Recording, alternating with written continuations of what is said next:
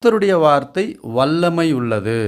அவர் வாயிலிருந்து புறப்படுகிற எந்த வார்த்தைகளும் அது வெறுமையாய் என்னிடத்திற்கு திரும்பாமல், அது நான் விரும்புகிறதை செய்து நான் அதை அனுப்பின காரியமாகும்படி வாய்க்கும். ஏசாயா 55ஆம் அதிகாரம் 11வது வசனத்திலே அப்படி சொல்லுகிறது.